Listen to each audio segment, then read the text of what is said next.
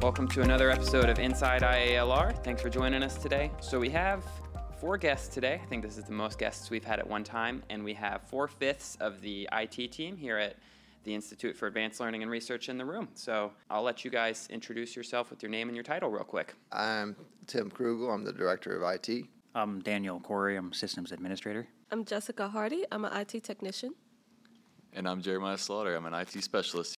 Thank you guys for being here today. I think technology is not in the name of the Institute for Advanced Learning and Research, but that's definitely, technology is very important to what we do, and that drives a lot of what we do. It's kind of referenced, in the advanced part of the name. Mm-hmm. Yeah.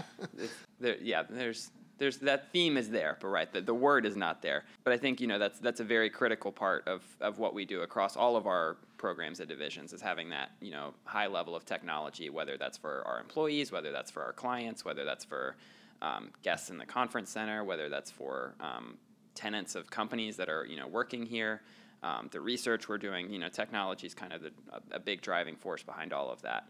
So to start off, if each of you could just tell me a little bit about kind of what your role looks like with the IT department, just a minute or so. What do you do with the IT department? So a lot of my work is done in the background. Most people may not see my face as much as others, but kind of maintaining a lot of updates, security patches, implementing maybe new software, maintaining like integrity of data, backups, so to speak. So there's a lot that goes on there, but it's all sort of in the background. I'd say the majority of my work is through help desk tickets. Responding to me, mostly. Responding to Caleb. He's been pretty good lately. But we also get a lot of calls, a lot of emails directly to us. So it's not only tickets, it's just a lot of requests in different types of ways. And also conference rooms, we have a lot of clients coming in, very new here, and they don't know how to use the room. So we'll go in there and train them on how to use it and answer any questions they may have. And I'd say that plays a big part of our role. I'm kind of in the middle between Jeremiah and Daniel. I do a lot of work with the conference center, and I'm shadowing Daniel more now with the behind-the-scenes work that we need to do for each employee that comes in. We do a lot of things for your phones, your accounts, your computers, everything that basically makes our place run. We also do a lot for the ICC rooms, making sure the equipment is good, and like Jeremiah mentioned, training others to also be able to use these equipment when necessary. And I'm here to support these guys. They're the rock stars, and they're what keep this place going. And I want to make the best environment in IT as we can, because we all have a lot of stress, a lot of pressures put on us to make things work, to keep things running. And I do my best to support them and what they need to keep them going. What the Institute for Advanced Learning and Research is, we're not a traditional, you guys aren't an IT team for a traditional office where it's like, okay, everyone has their computers and their phones, and that, I'm sure there's more than that in a traditional office, but the list sort of ends there. There's a lot more technology that you all are sort of responsible for. Walk me through some of those other parts that you guys are handling for our organization. Not many IT departments are required to learn how to use an audio mixer, right, Jeremiah? Yeah, that's very unique. It is unique, because we do touch audio and video, and I think we're in a time of that audio, AV and IT have merged really in a lot of places. They share a lot of technologies like networking. And that's a requirement, I guess, to have some cross knowledge. Now we are here; we're kind of overseeing both of those things, and that's kind of unique. That we are working with speakers and things like that as well as network stuff. But part of what we do. Yeah, there's a lot of different and unique things we work with here because every department's so different. We're always having to learn some new technology, which is great. We're never doing the same thing over and over again, but it can also be pretty complicated to learn something new every day. Like our research department, I know I've had some troubles with learning some of their equipment. Like they have a growth chamber, and controlling that growth chamber is a computer, and it was kind of hard to understand how all that worked, but once you learn it, you don't forget it. What is a growth chamber?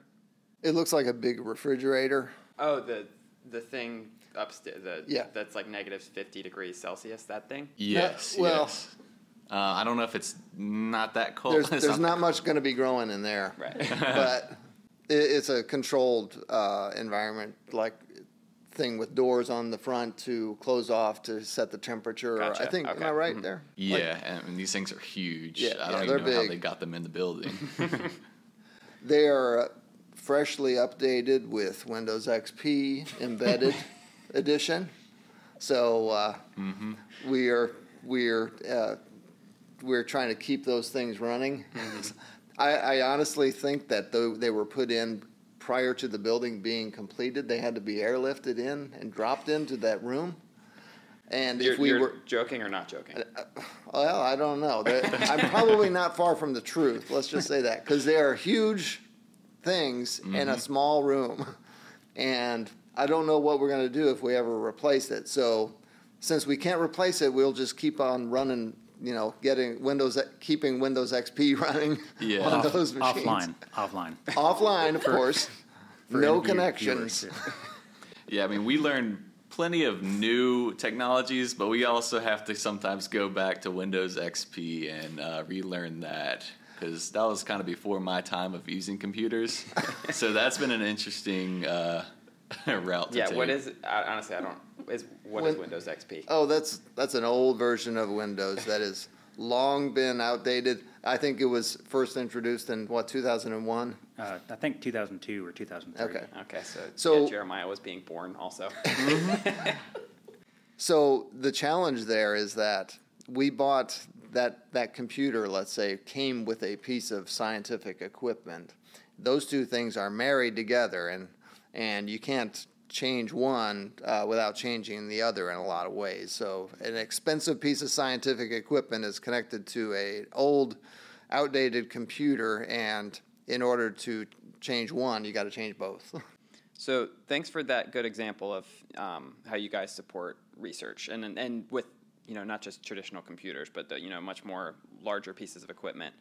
What are some other examples of supports for for manufacturing? They have all kinds of crazy equipment. I mean, what kind of support do we provide for them as far as technology goes?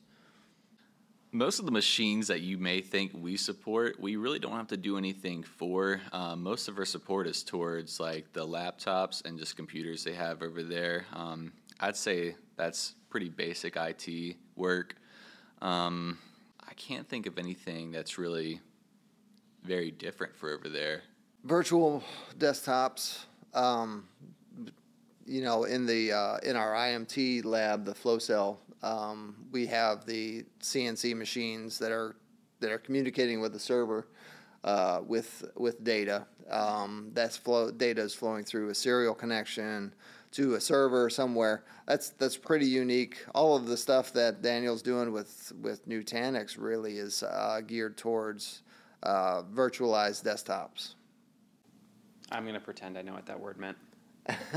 You want to describe that, Daniel? You mean describe virtual desktops?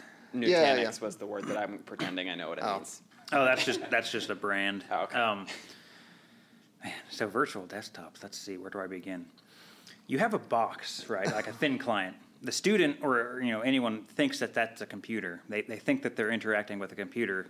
It's got a monitor, a keyboard, a mouse. Mm-hmm. But it's really the only thing it does is connect back to a server, and that server is spinning up a virtual machine. And so you're actually interacting with the server. If you're opening up a program, that's all happening centrally somewhere else.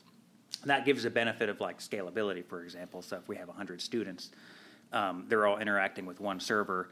So when it comes to updates and maintaining that, we don't have to fix 100 different machines that way. That makes sense.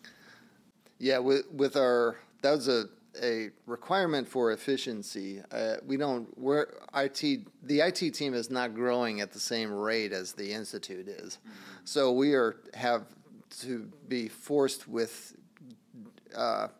understanding efficiencies, and that is one certainly that we can update 1,000 computers over a weekend with a touch of a button versus going to each one and running updates on them. Your team remains small and mighty. What is that like, within, I mean, Tim, I know you've been here a long time as far as, it's been a pretty organization stayed the same size for a while and then has grown a lot in the last few years. For you guys, what is that like trying to support not only a growing number of employees, but like a growing number of buildings and different programs as well? I think we're really having to spend more time figuring out our processes so, we can automate them more. So we're not having to do these repetitive tasks over and over again. Like, we've really cracked down on a bunch of different processes like badge creation, it's like importing and exporting like student data, just to save time on these tasks. And, we're having to document these processes we do. So next time we run into this problem, we can come back, read that documentation, and we got a solution right there. But yeah, we're really having to spend that time to crack down on some of these things. There's been so many demands put on IT for varying projects, I think. My goal is to make IT a value center. All right. Traditionally, IT has been a cost center. It's a requirement. It's not a need. We're required to support people and fix broken things. Converting us into a value center would mean getting more integrated and aligned with the business and departmental objectives, which means aligning our initiatives towards these departments meeting their what their goal is. For like ATDM, it's like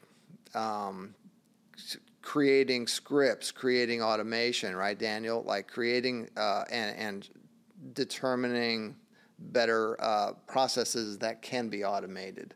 And we can go through that across the board and trying to create efficiencies everywhere we can find. Yeah, I think, we spend time automating our own department and making ourselves efficient because of the need. That opens up the question of why can't we do the same thing for other departments? If another department has some process that can be easily automated with a piece of technology, we can become that value center by, enabling them to do, 100 times the work, just with the snap of a finger or press of a button. So Daniel and Jessica worked a lot on scripting, on developing PowerShell and automation scripts for the whole onboarding process, right, Jessica? We have a lot of students come in at a regular pace. I mean, interval. We're incorporating new cohorts into ATDM. All of those students require stuff, right? That's very true. Each cohort, we're learning as we go, but it's been a very fast pace with the growth increase. And but I can say for sure with the support of my team, like we're definitely keeping up with everything that's going on. The automation for every cohort, I believe they start every other month. A new cohort starts and we have to process their badges, we have to process their accounts, and with the expected increase of soon to be next year, the cohorts are gonna be larger, so we have to really prepare now for everything that we need to do for their accounts, and it's been a process, but it's going well. So you guys have like obviously all our employees are on a network, but I'm assuming there are separate networks for like ATDM students and then separate networks or even like for some of the tenants that rent space here. Like how does all of that work? How do you guys keep all of those things separate? A lot of what they call virtual LANs, VLANs. They're Fun word I want to start saying. yeah, segmented. We segment the network and Wi-Fi access, I guess, to departments. We have a lot of segmentation for our department that works with the DoD, for instance. They are heavily segmented and segregated away from like our public networks and things like that. So yeah, like whatever you guys can see on our network, the students can't. They're not able to access all of our employee resources. You know, that's like basic security for networks. You don't want a student to be able to access our domain controller and mess with that. You don't even want to give them the opportunity. And then tenants, they're on a completely separate network, really. We use something called like a VRF, virtual router forwarding. So I mean, they're completely separated from everything we have. The same goes for our guest network also. Each time we have groups of people, any event, we also have Wi-Fi for them that only they can access certain things. So they don't have access to our domain controller. We try to keep things very secure, and Tony and Jeremiah both do a great job, Tim also, keeping our network secure. That's another unique thing is that, like, yeah, we try to tighten up security as best we can and try to keep these gates closed and all of this. Oh yeah, but we're a conference center, so we gotta throw the gates wide open, you know, for our guests that are coming in by the hundreds, you know, every day just about, and so we try to find that balance point, I guess, of security and safety, but offer good service for our guests coming in to get access. Yeah, you really have to put a lot of thought into like your network to make it right for everybody coming in. Right. And like back to what I was saying before, we have so many different departments and so many different activities going on. So it's not the same all across the entire network. It's very different. I like when things are fun and different all the time, so that I would hate what you guys do because I'm not good at that kind of stuff. So that part doesn't sound fun. But that everything being different all the time and having to figure out how to balance all those different things, that sounds interesting. Oh, yeah. It's definitely interesting. It's not boring. Yeah. For each of you, what are some of the, I guess, most fun or most interesting or most surprising things that you do on a regular basis that either your coworkers don't know or the average person wouldn't know, or even that other IT people would be like, what? Why do you have to do that? Well, I think one that is very interesting to me is the complexity of our doors. This is something that you don't think much about. You think you just walk in, walk out, scan a badge, that's it.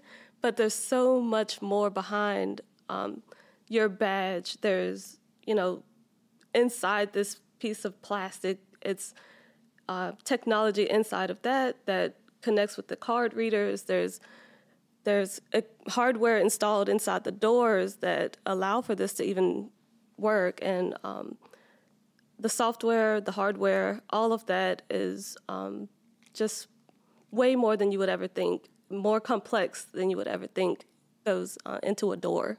There's a lot of new things that we've faced, a lot more student interactions, and a lot more security side of things that we need to be aware of, as far as with the students, with this whole population of students that are coming in from the nation and really the world.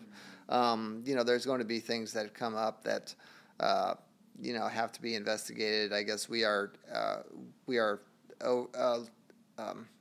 looking over the security camera network and the whole security that includes the doors, and that's a whole another aspect, is that we're doing a lot more of we're hearing reports and getting incident requests for footage and camera footage for things that happen with the students, with in the parking lots and things like that we're looking up.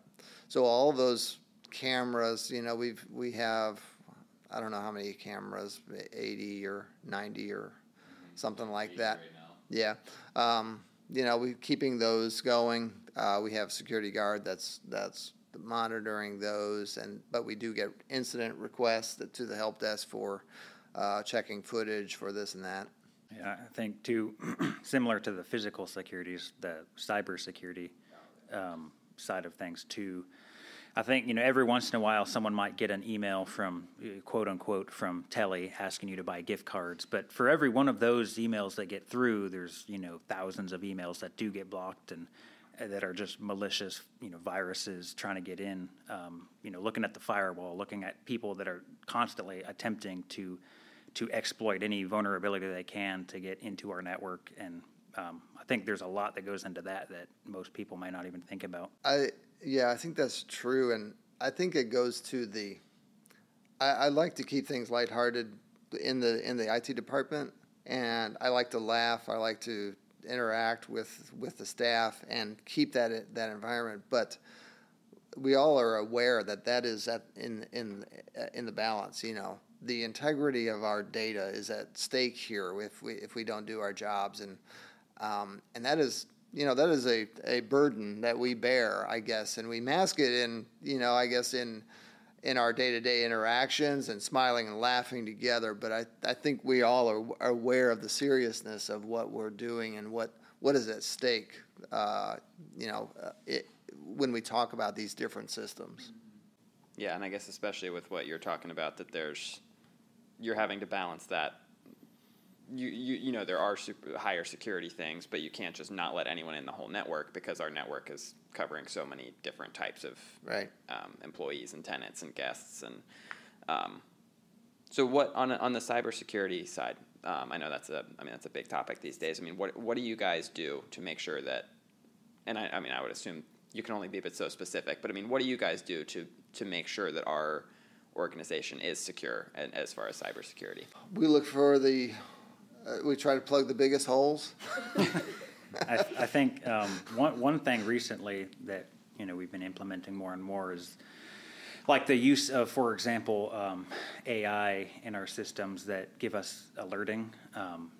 So much so to the point where a lot of alerts are false alarms, but I would rather get false alarm emails, so and so is under attack, and it's really, they're just logging in from their vacation home or something like that.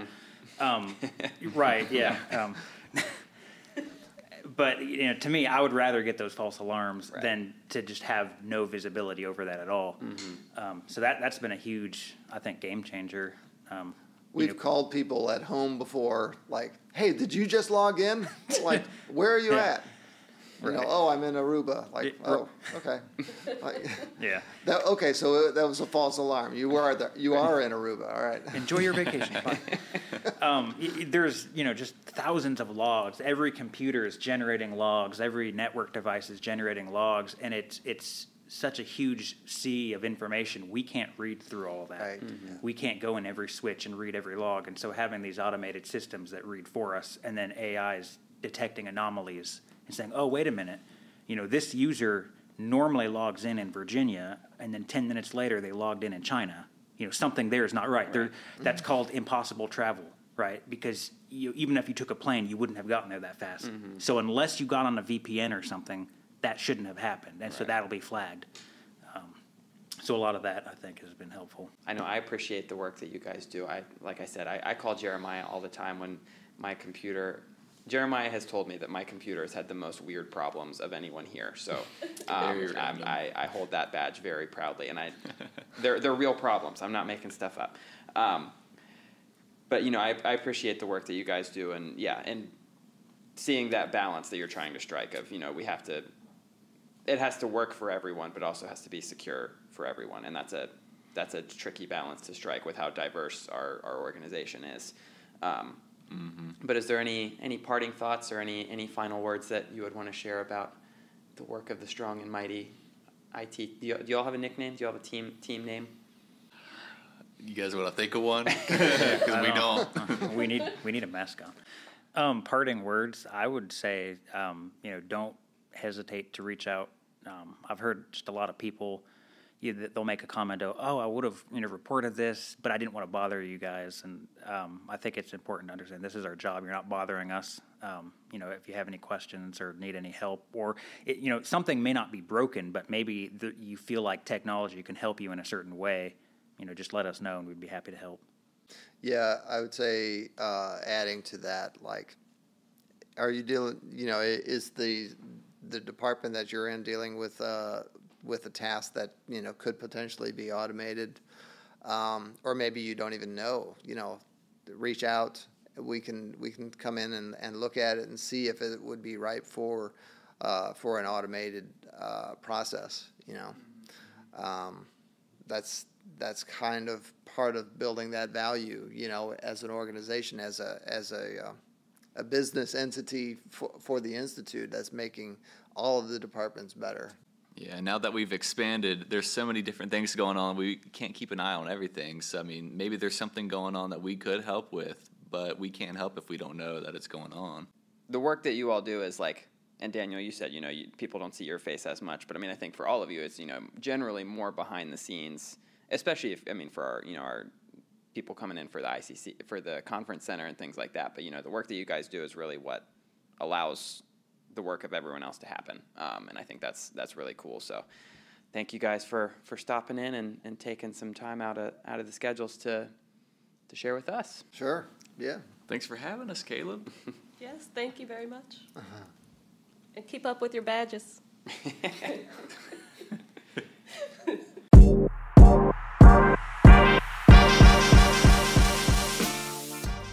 Megabytes ILR's on-site cafe features everyday favorites, convenient ordering options, and an eager staff ready to welcome and serve you. Our enticing menus offer something for everyone, from a fresh, well-stocked salad bar, wraps, sandwiches, and our rotating hot buffet offered on Tuesday, Wednesday, and Thursday. Megabytes is open Monday through Friday from 9:15 a.m. until 1:30 p.m. To view menus and for more information, visit ilr.org/megabytes.